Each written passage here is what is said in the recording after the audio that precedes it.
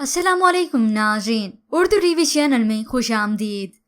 Viewers, drama serial कश्फ की episode 22 में आप देखेंगे कश्फ और वजदान की शादी तो हो गई, मगर अब ये दोनों इम्तियाज मियाँ की वजह से सुकून से रहने वाले नहीं। वजदान ने अब बाहर जाने का प्रोग्राम बनाया तो इम्तियाज मियाँ को इसमें भी एतराज है। अब वजदान रिजर्वेशन करवा कर कहता है मैंने तो कल की टिकट्स भी करवा ली हैं।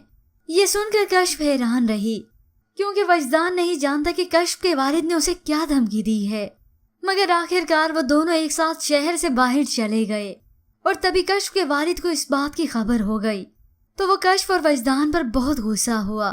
बहुत बड़ी गलती की है मैंने इनकी शादी करवा के, क्योंकि कश्फ की शादी की वजह से आस्ताना जो बंद है, अब आस्ताना बंद तो पैसे भी बंद, और यही बात इम्तियाज मियाँ को बर्दाश्त नहीं हो रही। मगर जोया और मतीउल्ला अपनी अपनी चालों में लगे हैं।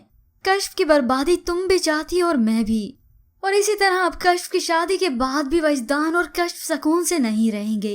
एक तरफ जोया और मतीउल्ला तो दूसरी तरफ कश्फ का वालिद ही काफी है, जिसकी वजह से कश्फ की शादी ही खतरे में आ जाएगी।